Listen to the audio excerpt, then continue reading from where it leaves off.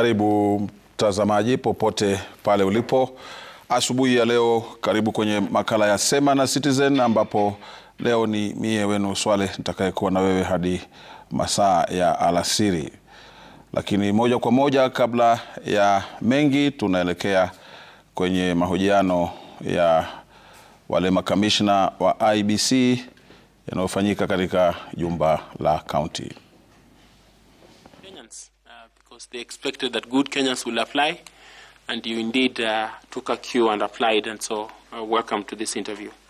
My name is Nelson Makanda. I am the chair of this selection panel. My colleagues here will introduce themselves, and after that we'll come to you. Madam Linda, please. Good morning, Madam. Good morning. My name is Linda Kiome, and I'm the vice chairperson of this panel. Karibu sana. Madam Alamita, habari asubuhi. Salama, Madam Alamitu. Alamitu. Sorry, naomba msamaha hapo. Naitwa Bwana Andrew Tanui, mwanachama wa chopo la uteuzi, na karibu. Good morning, ma'am. Caroline Kituko is my name. I'm a member of this panel. Good morning, madam. My name is Adam Solo. I'm a member of the selection panel. Thank you. Good morning, madam. My name is Nicodemus Bore. Asante. Assalamu alaikum. My name is Fatuma Ali Saman, a member of the panel.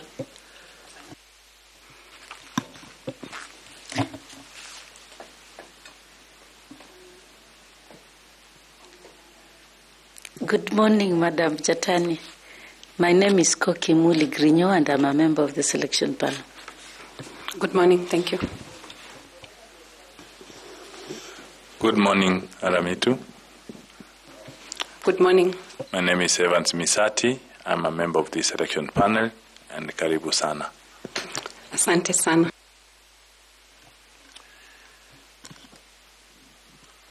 So welcome to tell us who you are, a brief profile of yourself, and why you think you are the best candidate for the position of member of IEBC.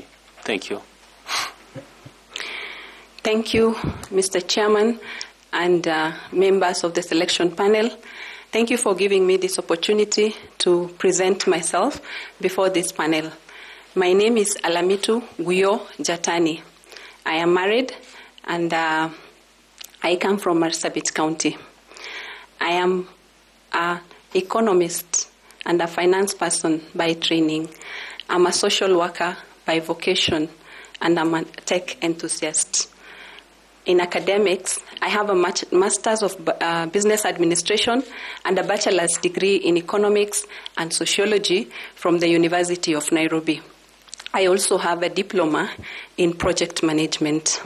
This has given me a solid foundation in public administration, corporate governance, and planning that has helped me have a career path that spans over 20 years. In my earlier years after graduation, I started my career as a young banker with Consolidated Bank of Kenya Limited. I started at the Trade Finance and Settlement Department, where I grew to become a relationship officer. During my work, my 7 years at Consolidated Bank, there were two major activities that took place that really changed my perceptions on tech. The first one was during the change of the core banking system by our bank. I was a member of the team that represented my department in giving the parameters that were required in trade finance and settlement. Later, there was a transition by banks, and central bank was capping the checking system to issuing of checks that were less than 1 million. So anything more than 1 million required to be transferred real time. So I represented my department, and I was part of the bank that saw the transition of what now is called the RTGS system. It may look very easy now, but at that time it was a new technology, and people were used to clearing checks in 4 days, but it brought changes that now are felt. After that, for a short period of time, I joined Quantibill Consult on an administrative role where I exercised my finance and administration. I was able to help them in creating of budgeting programs, planning, and administration. Later, I joined Geothermal Development Company. It is a state corporation where I was employed and was a team member in the corporate planning and strategy department. Later, I also moved to the project planning department. At the geothermal GDC, I was part of a team that was tasked with project management and planning. Notably, we handled complex projects, and there was a program where I was a team member. It was a KfW-funded €8 million program, which was multifaceted. It required engagement of different sectors. It required the engagement of different sectors, public and the private. At that, I was exposed in issues of community engagement because of the nature of the project and what it required to be done. I worked for Consolidated Bank for 5 years and later started my own organization, a foundation. This was backed by my experiences as a young person growing up in the marginalized areas. There were issues that were key and were felt in the community, like issues of bad cultural practices, lack of mentorship, career guidance. Through this program, I was able to come up with a program that helped youth, women, persons living with disabilities to be able to engage them and help them. I also use this platform for peace and mediation amongst the people of Marsabit. Currently, I chair the County First Ladies Association. This is an association that brings together spouses of governors in Kenya. It is non-political, it is non-religious, and it brings these spouses with a common goal in order to advocate for issues of social justice and equality in our community. The foundation and the association has exposed me to greater leadership skills where I have been able to interact with different stakeholders at different levels, non-governmental organizations, government agencies, people and communities in order to bring impactful programs. Through this journey, at the County First Ladies Association, we've done big projects, and notably is what we were able to advocate for issues cancer, and we were able to open 19 cancer screening centers across the country. Our voice in the cancer advocacy was also spearheaded the uptake of HPV vaccine amongst girls in our country. The foundation has also helped people speak about issues of culture that were earlier not spoken about because they were given high prevalence. So far, I've trained over 2,000 girls in that sector. Mr. Chairman, given this opportunity, I bring about a multifaceted skill set in finance, corporate governance, and I will be able to be part of a team that is tasked with the core mandate, according to the vision of the IEBC, of bringing up a free, fair, and credible election. I thank you. Thank you very much. I would like to hear a little bit more on the 90 cancer centers. This is personal for me because I am a survivor of breast cancer. It's 19. 19? Yes. Okay. The issue of cancer has been rampant in our community. So as an association, we felt that somebody needed to add a voice to that issue, especially on the issues of breast cancer and cervical cancer. They are leading cancers in the country, but if caught early, they are treatable and manageable. And they are also preventable if girls are vaccinated. That's how, based on that, we added our voices and we pulled resources together with different organizations, including the Ministry of Health, and identified, and we are still doing others. Thank you. So where are the 19 scattered across the country? We have in Kisumu, Nyandarua, Marsabit, Taita Taveta, Isiolo, Kirinyaga, along that line. And you've been to those centers yourself? Yes.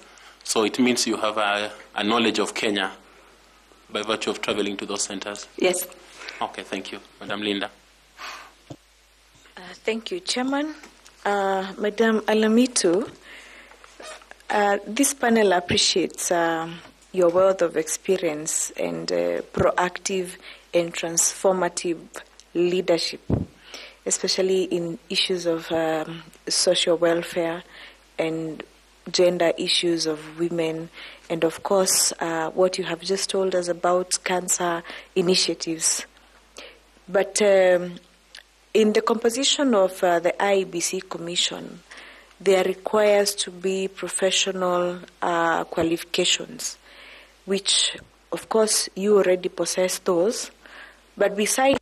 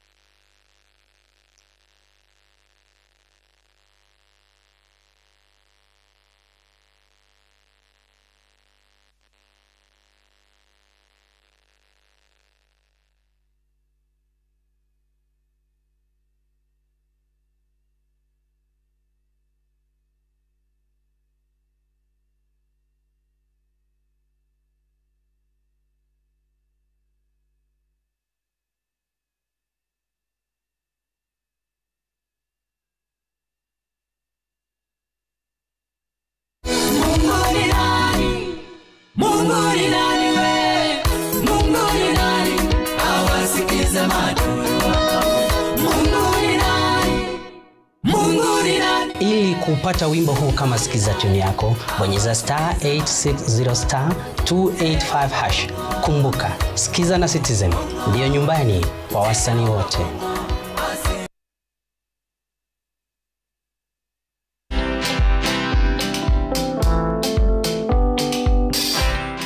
Mabrother, chekini story fulani la penjuzi mtani record manze. Lakini bro, kazi itakuwa tu ni kujaza simu na hizi mavida. Ai, kujinice tu kaka. Mwananchi gani huyo anarada medalia pesa? Leta tenje ni kushopile tutaomoka. Citizen Digital wako na platform fulani kwa site yao inaitwa Wananchi Reporting. Hapa unaweza tuma story yako kwa website yao ama kwa app yao ya Citizen Digital. Na kama hiyo process ni ngumu, unaweza tuma story kwa email yao, WhatsApp number ama uitumie kama SMS. Alafu gani napataje bro? After story yako imepublishiwa, hapo ndo una receive 1000 kwa simu yako. Bro, au umenichanua. Don't just witness the news, be part of breaking it. Download the Citizen Digital app and share your story with Wananchi Reporting today. Citizen Digital.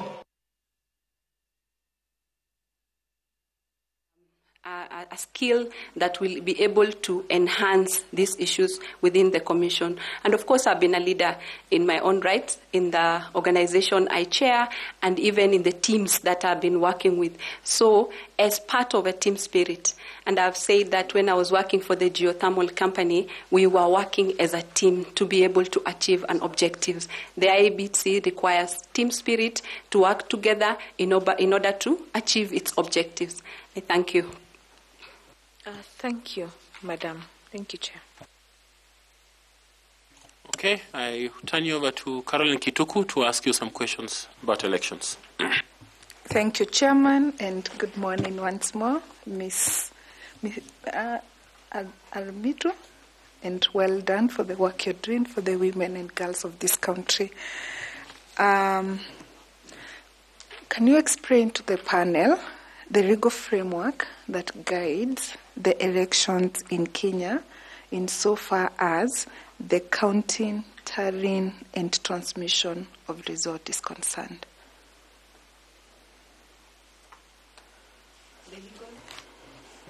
Thank you. The legal framework that guides us, number one, is the Constitution of Kenya 2010. We also have the Election Act. We have the Political Parties Act. the IEBC Act. All this put together guide us in the way we conduct our elections. Thank you. So let's go to the Elections Act, and using that legal framework that is established in that act, explain to us the processes or the legal requirements in relation to counting, tallying, and transmission of results. Thank you. In relation to counting and tallying, there is a requirement on the times that the voting process starts and when it closes.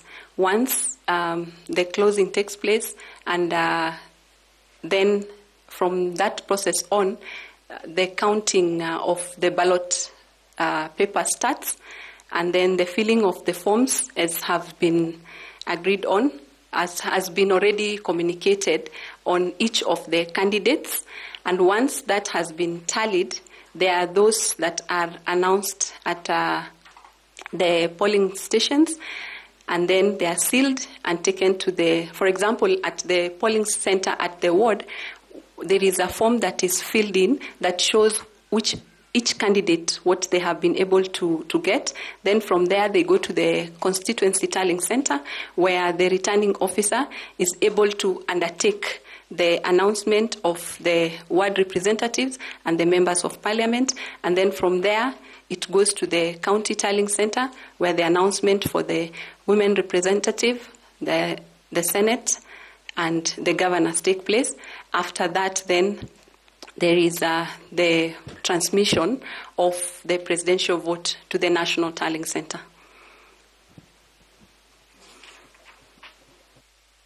So, what are some of those measures, should you be successful to be IBC chair, that you would propose to ensure that there is accuracy and transparency of results during the counting and tallying processes?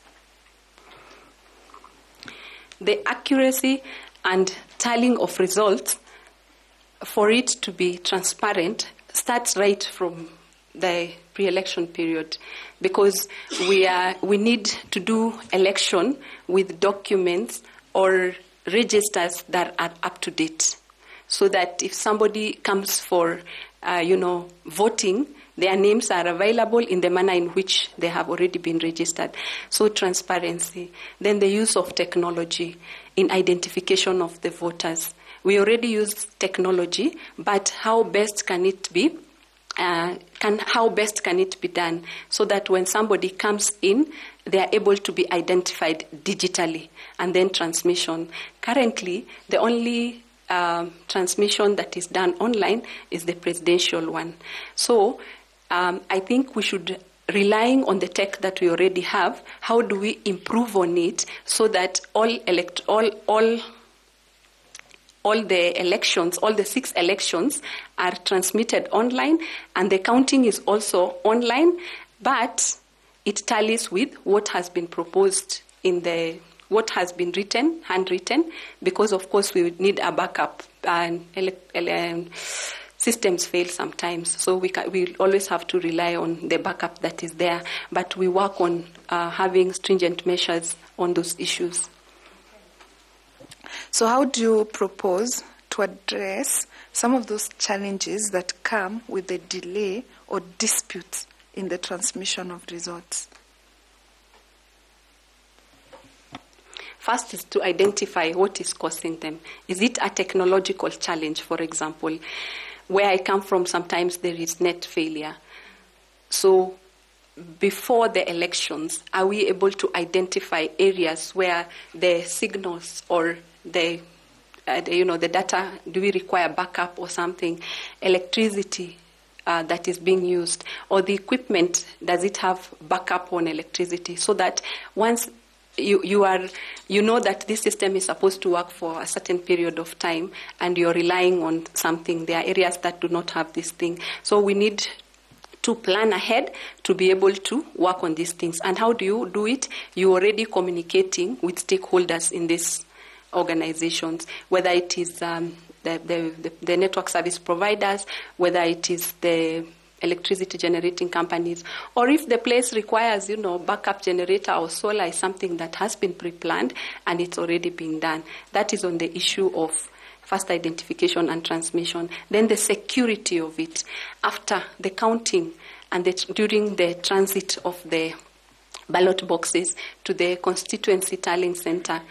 I think tight security has to be given to these staff who are taking these things. But the best would be to employ technology so that as you carry the physical ballot boxes to the tallying center, then you are able to transmit your results immediately, so that we are talking about real-time receiving of results for all elections that have been done. Thank you, ma'am, and I wish you the very best. Thank you, Chairman. Thank you. Thank you. We now go to Ambassador Koki, please. Ambassador.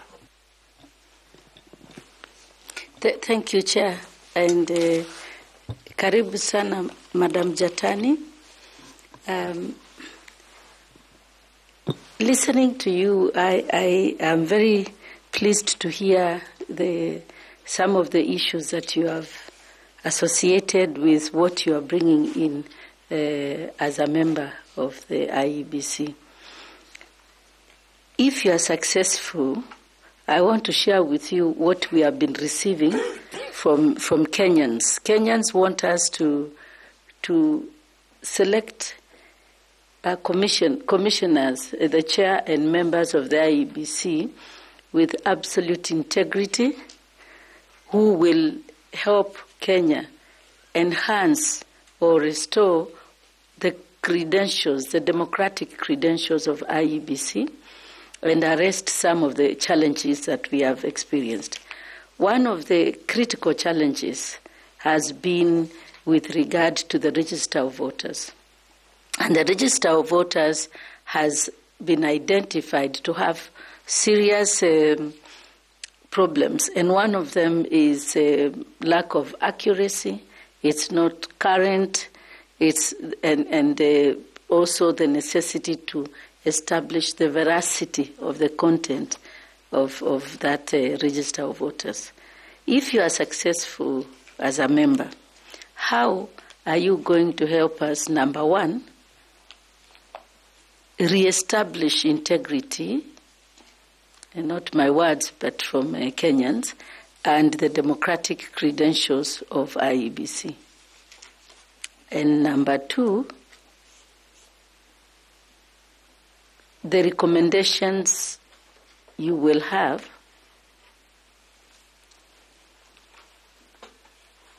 to ensure the voters' register is current, accurate, and verifiable. Thank you. Thank you, Madam Koki. The issue of the voter register is one that, of course, just as rightly put by the Kenyans, have been challenged most of the time. What entails voter registration and what entails that has to come out at that time? I think we need to leverage on technology. We also need partnership with the existing organizations. Our voter register, the current way of doing things is you register as a voter, but you will not know whether you have already registered or not until after a certain time, or a certain period of time. So how do we manage this register to make it real time? Technologies do exist. I've talked about working as a banker previously. When you are changing from the core banking systems, some of the things that had been identified is like the issue of a client registering for account opening a certain branch away from the headquarter, and then all these form files have to come to the headquarter so that it is. Let me clarify this. What I'm looking from you is strategies or recommendations to ensure that the voters' register is accurate, current, comprehensive, and verifiable.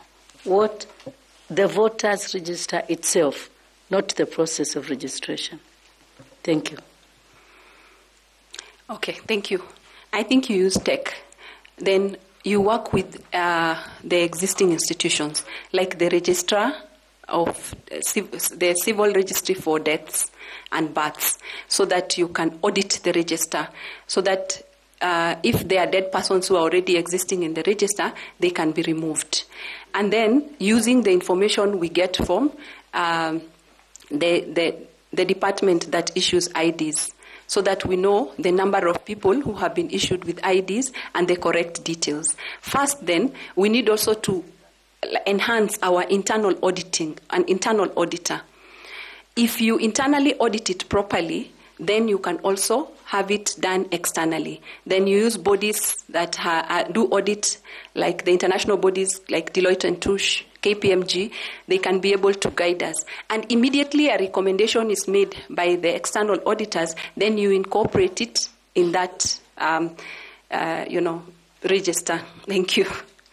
Thank you very much. And lastly, how will you personally, as a member of the panel, as a member of the IEBC, if successful, bring integrity and restore the democratic credentials of IEBC?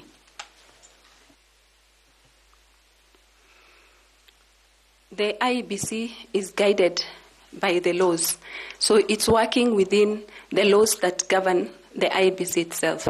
The laws that constituted the IEBC, that is the Constitution, the IEBC Act, and the Code of Conduct of Work that has been placed by the organization. The other one is to be able, it's personal integrity, to be able to be accountable to the people of Kenya, to be able to be transparent, and to be able to communicate any issues that come up. Thank you. Thank you very much, Madam Jattani.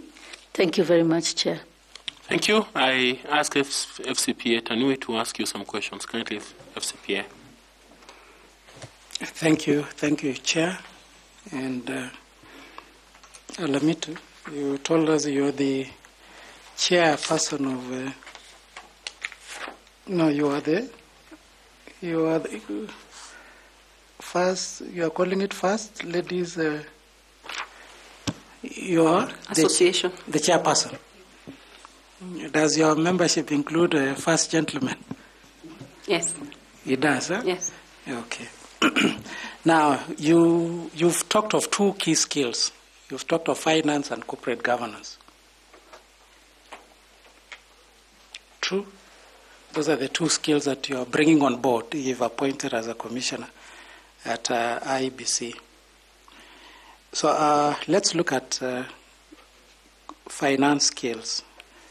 And we've noted that one of the functions of IEBC is to oversee the spending, spending by candidates during the election period. How much money the candidates are spending in their campaigns. So first of all, what is your understanding of the role of IEBC in that process? And what is the current status in as far as campaign financing is concerned? Thank you. The role of IEBC is in line with the IEBC Act and the Political Parties Act to give guidelines on how much a candidate is supposed to spend in an election, and at all levels differently. My understanding is it's not being done as it should be. But if the candidates are trained, they are aware of the repercussions of not doing it, and they know the law as it should be, then this can be enforced because it is an issue that has a ripple effect on the election itself. Okay. So secondly, you will appreciate that we are now selecting the entire team of chairperson, and members of IEBC. And therefore, the entire team of 7, the chairperson and 6 members, will be new. So what strategies will you put in place to ensure that within the next 2.5 years, this team that will have been selected and appointed will be able to offer us a credible, free and fair elections in 2027? Thank you. The team that will be selected will come from diverse backgrounds and diverse geographical areas. The first assignment, I think, through the chair and then the chair of the IEBC at that time will be bringing the team together to have an understanding of the roles that are, they already know the roles that are expected of them, but in-depth relationship on how they will work in their different interpersonal skills. So first you train them on what needs to be done. Number 2 is bringing them to speed, having like a team building activity to also come and plan together on the activities that are outstanding. I think the commissioners and the chairmen already know are already aware on the items that are still outstanding and that needed to be done, so that they sit together, plan together, decide together on ways that they can be, these issues can be achieved, because some of them are time bound. And for the chair and the panel, mutual respect and issues that arise, how do you bring cohesiveness between, and you understand from the word go, because sometimes it's not everything when the team is working together they agree on, but how do you work towards making it like a consensus every time an issue comes up, and to make it understand, because I think it's a short time before election, and you do not want a scenario where people are pulling in different directions. So training, teamwork, and engaging with other stakeholders also, including the secretariat, capacity building of the team itself on areas that they require will make it happen. Thank you. Wish you well, and thank you, Chair. Thank you. Madam Jattani, just to follow up on that question, I'm assuming that His Excellency Mahmoud Ali has future ambitions in politics.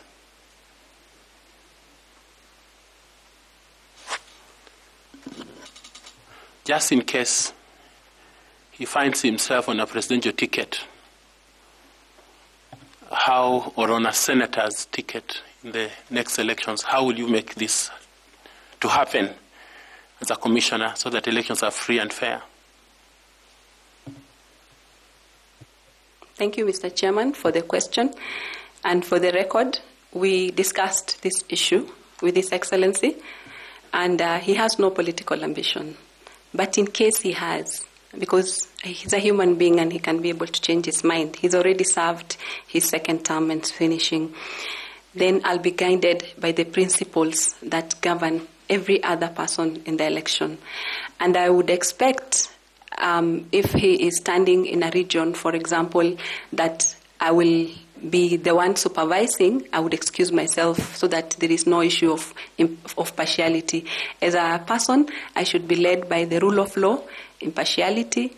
I should be able to openly declare if there is any interest and an issue that comes up on the table, and that way I will be upholding what the Commission stands for: free, fair and credible elections. Okay, thank you. Msasa. Thanks so much, Madam Alamitu. I wanted to ask you a question related to the term of office of the commissioners and that of the secretariat. You are aware, if you find favor in this panel and you are appointed, your term of office will be 6 years. And the term of office of the CEO, who is the head of the secretariat, is 5 years. So how would you align, or what will you do to ensure that the alignment of the term of office does not bring conflict?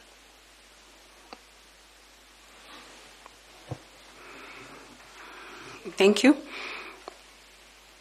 Number one, in the scenario we are in right now, the CEO of the Secretariat is already in office. And the IEBC commissioners will be coming in, meaning he will be leaving earlier than the Secretariat itself. But there are clear guidelines on the role of each of the Secretariat and the Commission itself. The Commission is discharged with the oversight role on policy formulation and oversight, and the Secretariat is discharged in doing the duties that are done. I believe the CEO will be working with the staff that are there who will be having institutional memory. Then there is a strategic plan that the IEBC should have. So whoever comes to the office, the strategic plan guides on issues that need priority, on issues that have to be done. Unless it's like a constitutional crisis that can happen, I don't know which one, but the strategic plan now guides on the items that have to be undertaken. And I believe by the time whoever's term is ending, whether not in this case, but in future, the commissioner's term will be the one coming up late or the other way, all this information, and there's a plan towards having a continuous, successful way of handing from one commissioner to the other or from one CEO to the other. Thank you. Thanks so much. Now, Kenyans, they understand that the commissioners of IEBC, they're the ones who are answerable to them. So how do you ensure, as commissioners, that you are in charge, or rather, how do you supervise the day-to-day administrative and operational work of the Secretariat, so that since you are the people who Kenyans know, you are the face of the Commission, you can be able to take charge and be able to account for the actions of the Secretariat? Thank you for the question. For the commissioners to work, there exists how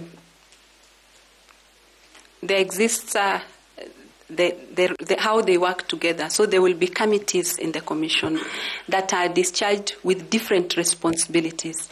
So as the Secretariat is working, each of the committees supervises a certain activity. For example, if it is the Human Resource Committee, the Voter Registration Committee, Policy Formulation Committee, all the committees will be able to supervise what is being done by the Secretariat, and they are kept up to date so that they are able to, when we are together, we are able to present the issues and are aware of what is going on the other side. So I believe there will be creation of committees. Thank you. Thanks so much, and I wish you well. Asante. Asante. Allow me to ask Ms. Fatuma Saman to also ask you some questions. Fatuma, please. Thank you, Chairman. Madam Alamitu, what measures or safeguards do you think IEBC should put in place to ensure effective stakeholder engagement and maintaining its independence while at it?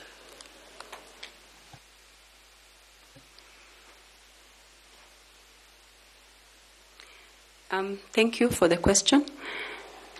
IEBC first needs to identify who are its stakeholders, because different stakeholders will require different ways of approach.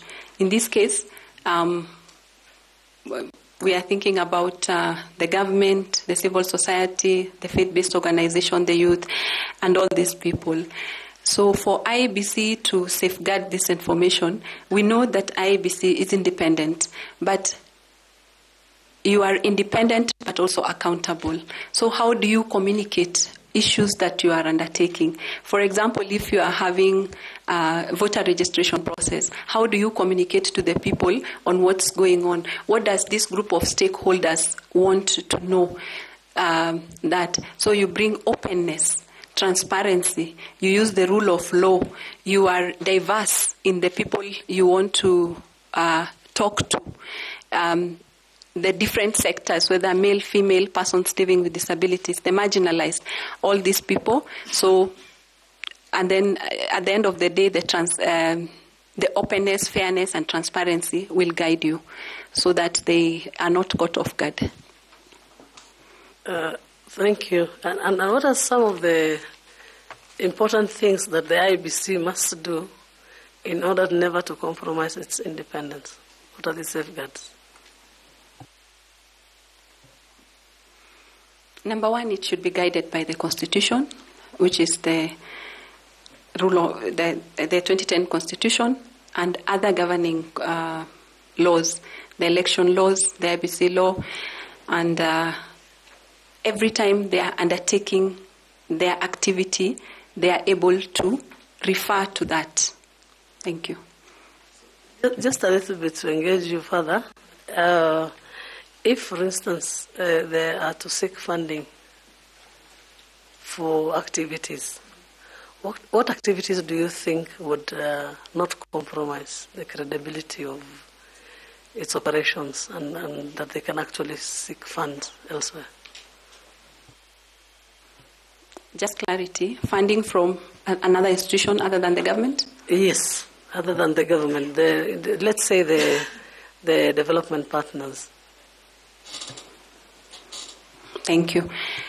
I think, first of all, each institution or the secretariat, there are issues that they can write proposals that they can be helped to be able to get that funding. But as you write a proposal to any organization, you need to know, does it have any ulterior motive? Is it an organization that can change the integrity of the organization, or are they people that can be able to to change the perception?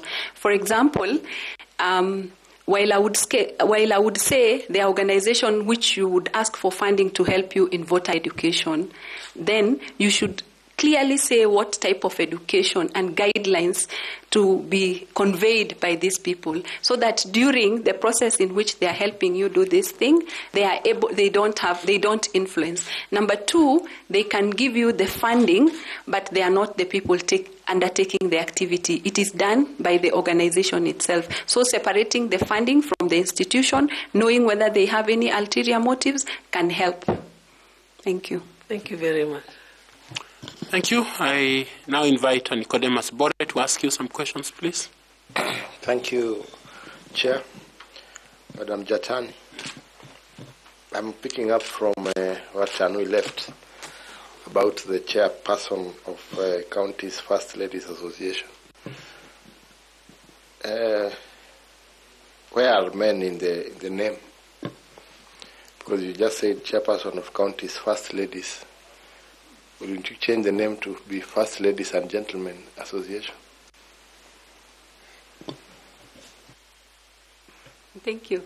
That's a question I get quite often. This is an organization that was started in 2013. At that time, all the governors were male. But in the description of the name, it says the membership is open to all spouses of elected governors in Kenya.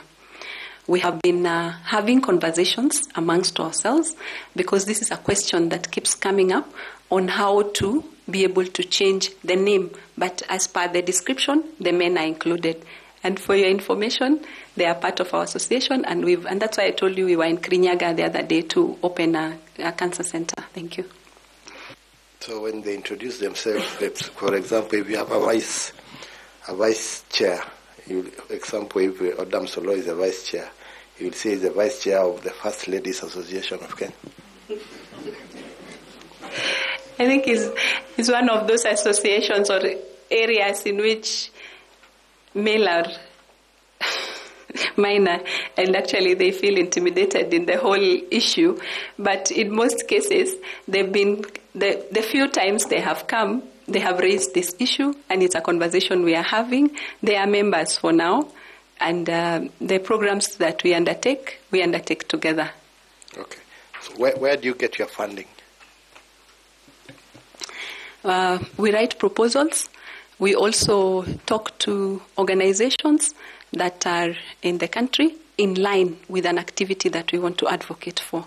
For example, in the issue of the cancer space that we talk about, there were 5 organizations that came together to be able to advance that agenda, each bringing different ideas. For example, we had the Women for Cancer, which was an organization that helped us in the issues of screening.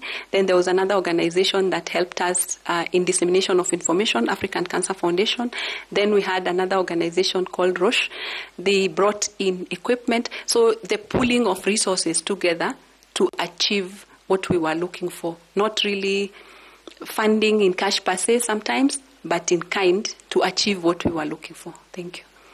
So as we look for the member to join the IEBC Commission, we have the tenets of the Constitution under Chapter 6 as the guiding principle of leadership and integrity. What are those? What are these key guiding principles? That a person must be a person with highest level of integrity, upholds outstanding ethical standards, and conforms with the rule of law, has not been prosecuted,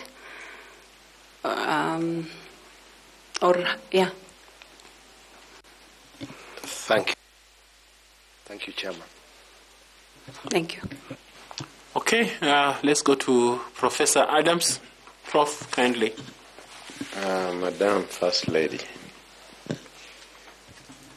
let me follow a little bit from where Bore has left.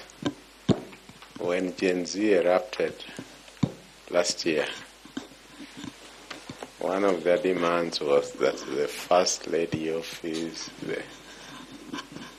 I don't know what it's called, the Prime Minister's spouse, the Second Lady, that those were superfluous offices that should be done away with. Were your offices also affected in that demand? Thank you, Prof, for the question. For the records, ours is not a constitutional office, and we do not draw any funding from the exchequer. We just pulled ourselves together for the common goal, and as I just explained, we work on partnership to be able to move forward our agenda. So we were not affected. Thank you very much. You are aware that a memorandum was written to us. You also wrote an affidavit in response. I want you to tell, before I go into it, would you care to tell us what happened on that particular day that the memorandum is talking about? From your part, what exactly happened? Thank you, Prof. And thank you, members of the channel, the panel, for giving me this opportunity. The memorandum or memorandums. The 3, yeah. The 3. Just for the records, I would actually want to state first, well, there were 3 signed memorandums. The content, the date, the advocate who signed for all those 3 is the same. That in itself leaves a lot of questions to be answered.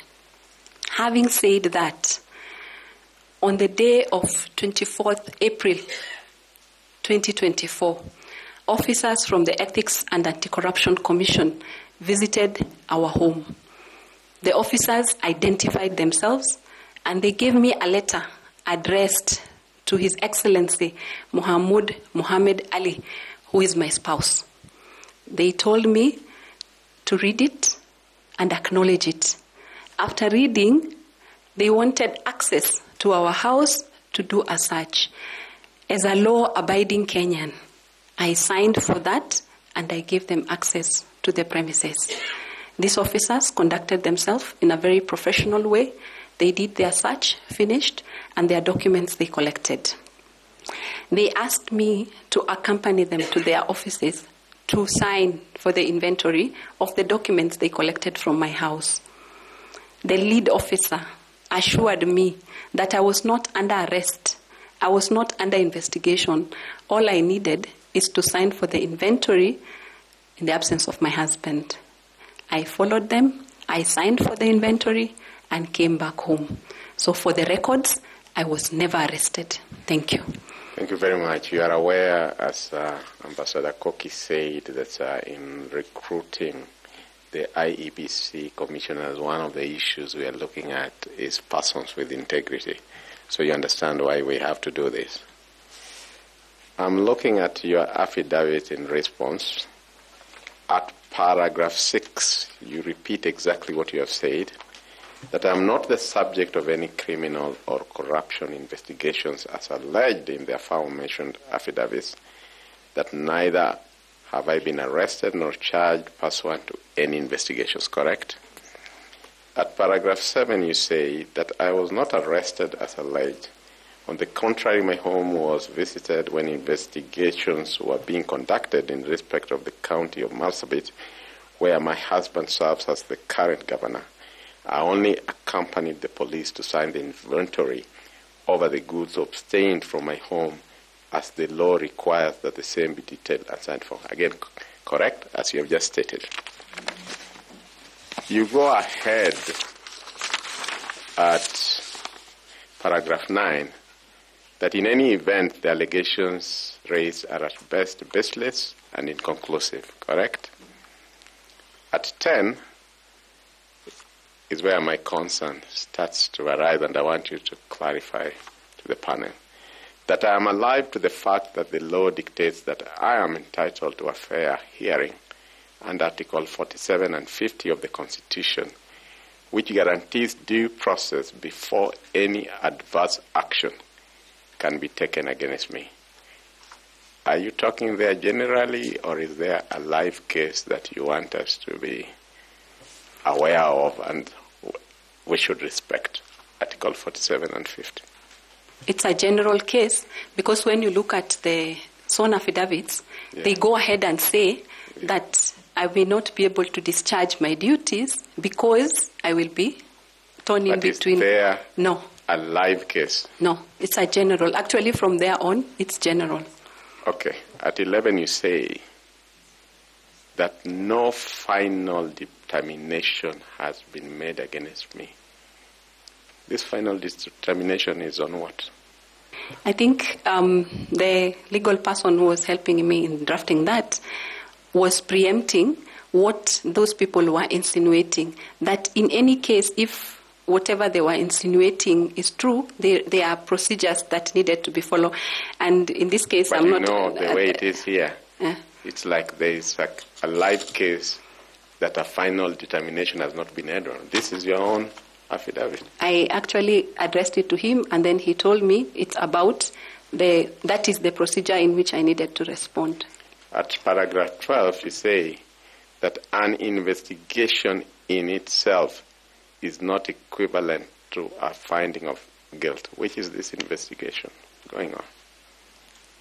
As I said, Prof, all those items up to, I think, number 15 or something, I asked the legal person what they meant, and he said, in the event that even such a thing happens, these are the guiding laws, and what they put as a finality in the affidavit, that I should not be considered for the appointment, cannot suffice, even if there was something, leave alone when there is no something. You are aware that the way you are addressing us, we'll take it the way you are addressing us. At paragraph 13, that under the principles of natural justice and rule of law, I can only be deemed guilty if found so after exhausting all legal remedies available to me, including but not limited to appeals and reviews by competent legal institutions.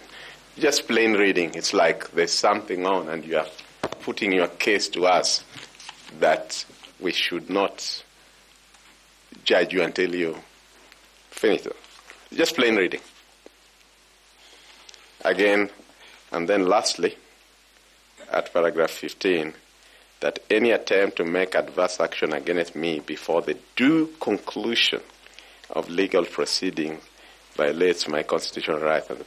You're talking in first word, before the due conclusion. Which is this investigation or case that a conclusion has not? These are your own words.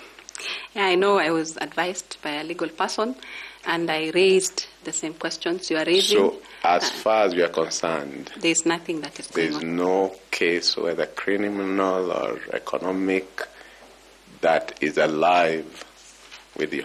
No. Thank you. My last question. Can I just... Sure, Chair. Madam Jattani, do you know who Burka Ventures is? I've heard about him. And do you know who Northern City Coaches Limited is? Yes. Has there been an exchange of money between those two individuals? No. For the records, I was a director of Burka Ventures Limited. Burka Ventures Limited is a transport and logistics company that plies the Moyale-Nairobi route. It's a company that had its own offices and it was working on its own. But at no point did it receive any money from the stated company. Did Burka Ventures receive any money from the county government of Marsabit? I don't know. Okay, please proceed. My last question to you, Madam Jattani. What are the key guiding principles of leadership and integrity as defined under Chapter 6 of the Constitution, under Article 73(2), if you are aware? That a person should be of utmost integrity. They should not have been how do I put it? They should not be convicted for a case, any criminal case. They should comply with all the rules and the regulations of the country. Thank you. Thank you, Chair. Thank you. Caro? Thank you, Chairman. Ms. Alamitu, just to clarify, are you a director of Burka Ventures or Northern City Coaches? Northern City Coaches. Because I heard you tell the chairman that you are a director of Northern City Coaches. So what is your relationship with Burka Ventures? She said she was a director at Burka Ventures before. And you're also a director at Northern City? No, I am a director of Northern City Coaches Limited, where I had a logistic company that plies the Nairobi Moyale route. At no point did Burka Ventures pay any money to Northern City Coaches. That's fine. My question is, do you have any relationship with Burka Ventures? No. Okay. Thank you. Okay. Let's come back again with some questions. Yes, Madam Jattani, I saw your very elaborate answers on the electoral process and voter registration. What is the maximum number of voters in a single polling station? 700. Name any 3 former justices of the Supreme Court of Kenya. Justice Maraga. Former. Evans Gisheru. Yeah, that's what I can remember for now. Thank you.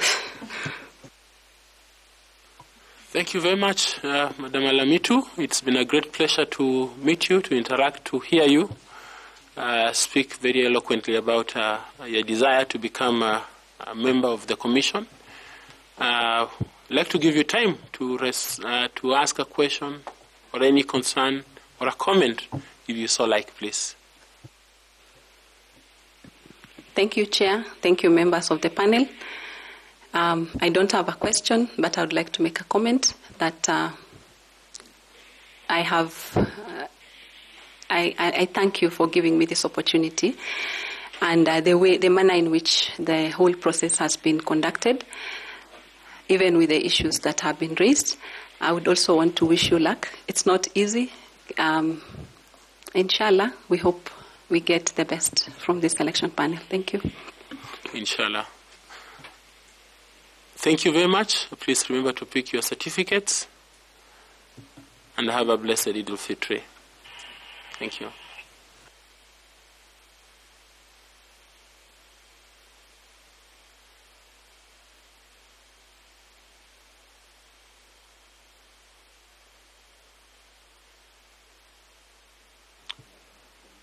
Okay, thank you very much.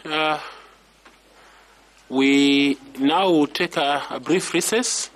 So we ask the media to down their tools for a few moments. We'll be back at 11:30 to pick up on the next candidate.